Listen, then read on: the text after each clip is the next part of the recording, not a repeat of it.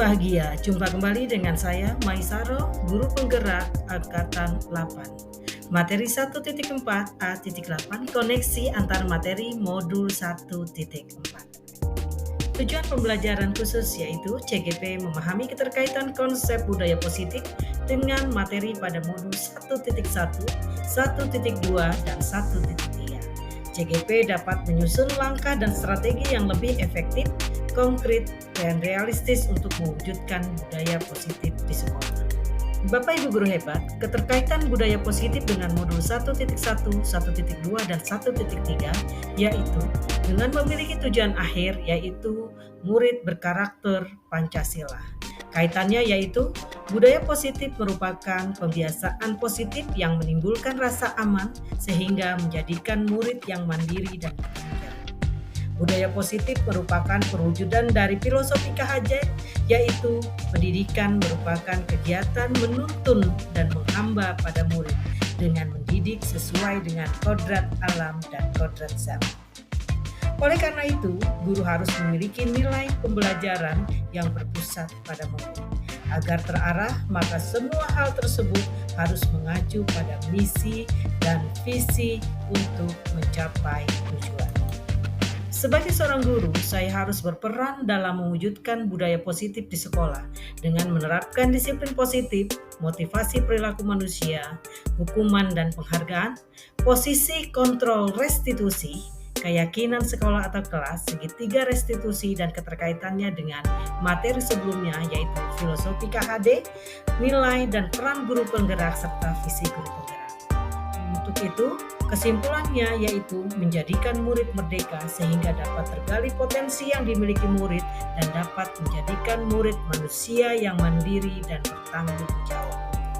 Disiplin positif. Disiplin adalah sesuatu yang dilakukan seorang pada orang lain untuk mendapatkan kepatuhan. Tujuan dari disiplin positif adalah menanamkan motivasi yang ketiga pada murid kita, yaitu untuk menjadi orang yang mereka inginkan dan menghargai diri sendiri dengan nilai-nilai yang mereka percaya. Disiplin yang menjadikan murid bertanggung jawab menumbuhkan nilai-nilai kebajikan.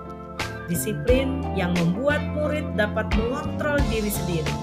Disiplin yang membuat murid berdisiplin yang berasal dari motivasi intrinsik murid. Motivasi perilaku manusia dibagi menjadi 3. 1. Menghindari ketidaknyamanan. 2. Menghindari hukuman. Dan 3. Mendapatkan penghargaan atau imbalan. Penerapannya, sebaiknya guru memahami ketiga motivasi tersebut agar dapat mengetahui motivasi siswa sehingga dapat menumbuhkan motivasi internal pada siswa. Misalnya, pada kegiatan literasi, adanya kegiatan membaca kemudian diakhiri dengan pertanyaan yang akan diberikan reward bagi siswa yang dapat menjawab pertanyaan sebaiknya tidak dilakukan. Langkah yang dilakukan yaitu dengan menumbuhkan kesadaran akan pentingnya membaca untuk menambah pengetahuan. Dengan demikian akan tumbuh motivasi intrinsik siswa. Posisi kontrol guru dibagi menjadi 5. 1. Penghukum, biasanya menggunakan nada yang tinggi sehingga menyebabkan murid terluka psikis maupun fisik. Yang kedua, pembuat rasa bersalah menjadikan murid tidak nyaman dan merasa rendah diri. Sebagai teman dengan nada yang ramah dan akrab, di sini ada bantuan perlindungan. Sebagai pemantau, akan mengawasi dengan menyampaikan peraturan dan konsekuensi atas tindakan yang dilakukan. Selanjutnya, posisi manajer di sini mengembalikan pada keyakinan kelas sehingga tumbuh kesadaran untuk berubah menjadi lebih baik. Posisi kontrol guru yang ideal yaitu sebagai manajer. Karena hal tersebut, dengan adanya kerjasama antara murid dan guru dengan pemberian tanggung jawab, mendukung menemukan solusi sehingga murid tumbuh kesadaran untuk memperbaiki diri.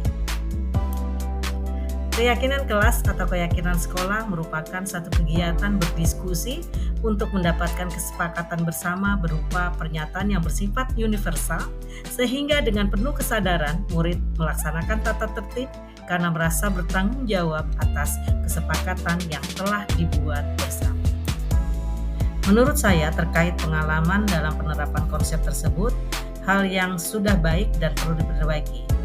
Yang sudah baik yaitu menumbuhkan kesadaran atau motivasi intrinsik pada murid untuk memperbaiki diri, kemudian dengan menemukan solusi dengan tuntunan dari guru.